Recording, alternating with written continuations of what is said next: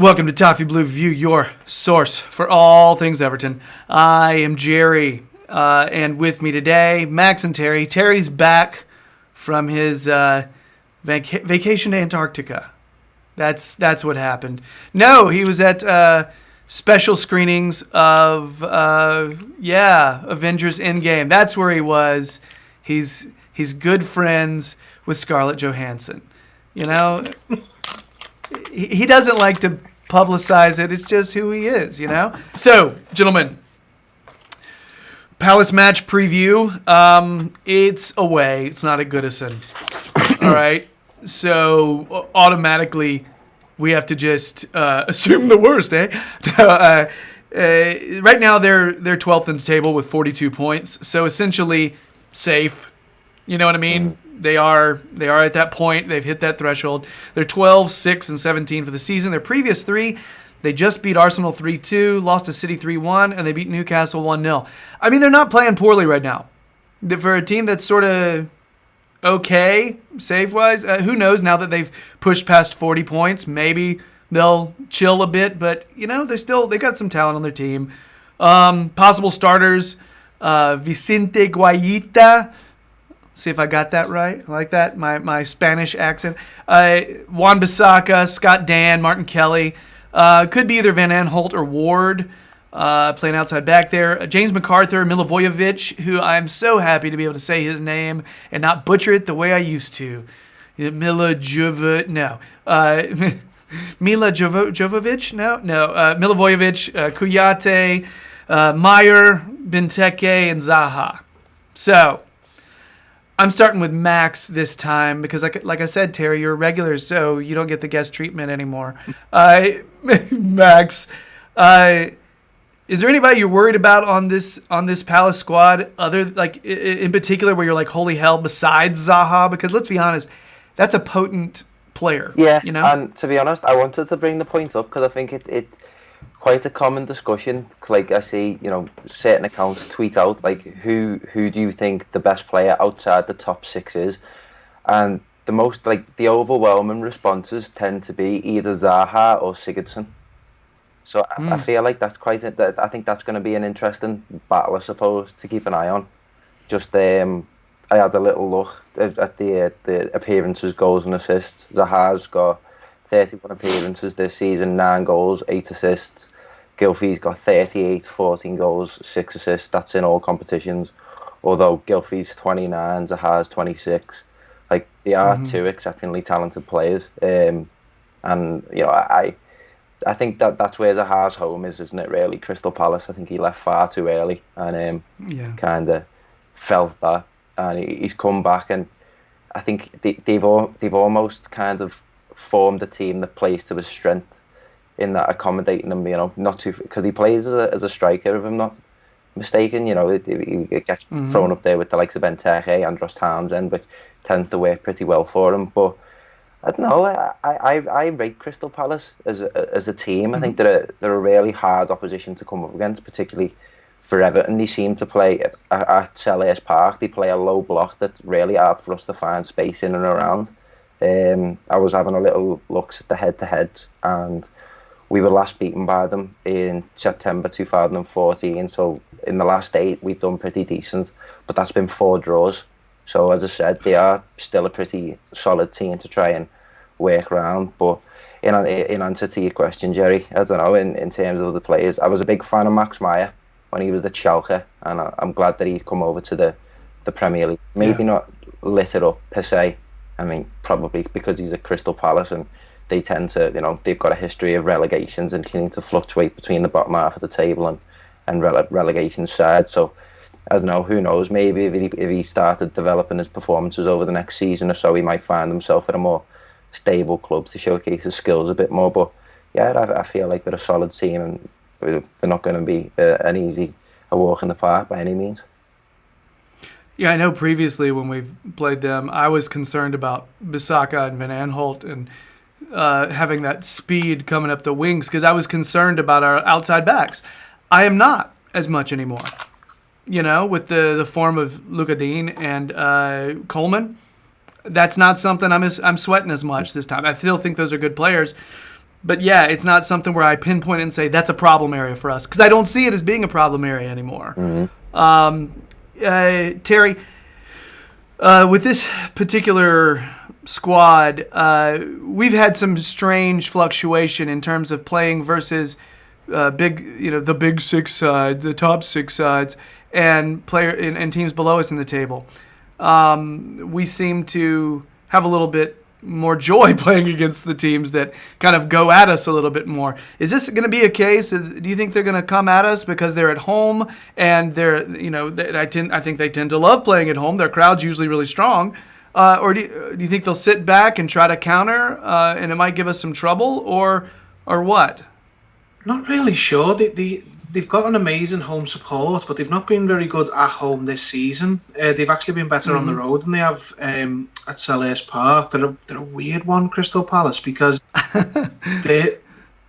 I don't understand why they aren't in with the team they've got. Why they're not in that block of teams that we're in. With at the minute it's sort of moved into us, Wolves, Watford, and Leicester, but also throughout the season you can say West Ham and Bournemouth as well. West Ham.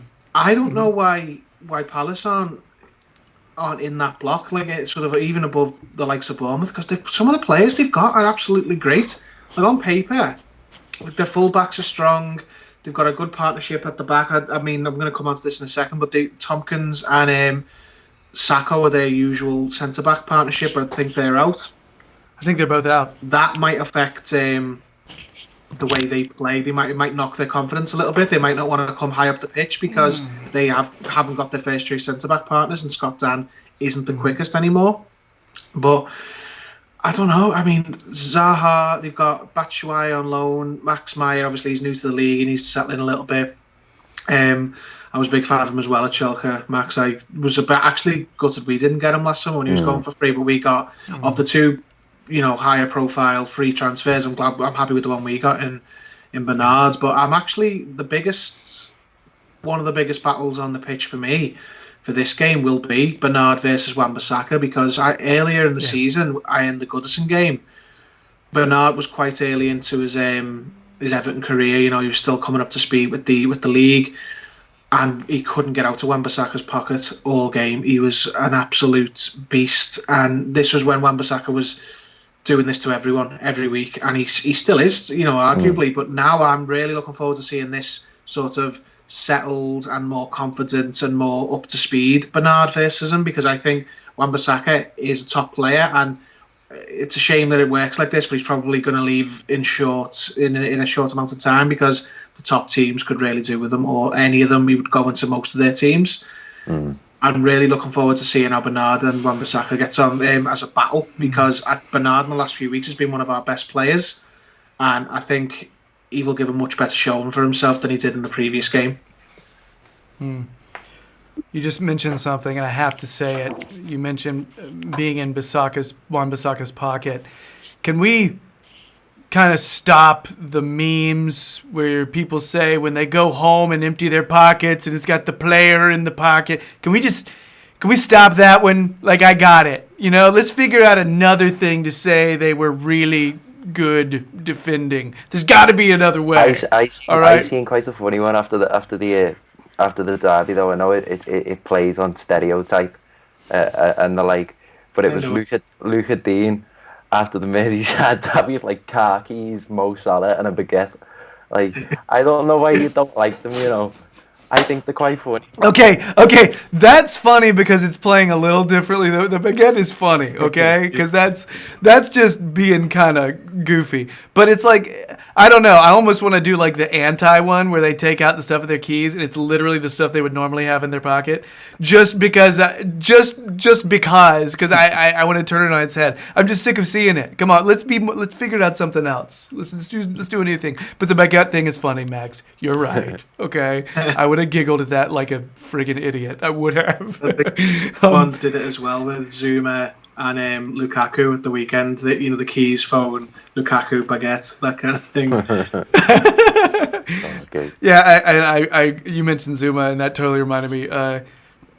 Chico Azul's been doing those like cringy nicknames, and And I gotta be honest, like, I want to use them ironically, like, so bad, but I'm scared people will think because I'm American, I'm using them like as my nickname. But he said for Kurt Zuma, he called him Kurt Locker, and that's just I couldn't help it. It was just I fucking thought that was great. I was like, that's so cringy, and it's awesome. That's hilarious. So yeah, I don't know, not like he's watching this or anything, but yeah. Azul is some of the best comedy writing, actually, that I've seen. It's really good comedy writing. His best joke of the whole season for me was actually against Crystal Palace, but in the previous game, he said that James Tompkins has got the kind of face that if he walked onto the stage in the middle of a play, you'd immediately know that he was the bad guy. And if you look at James Tompkins, you'd go, yeah, you would.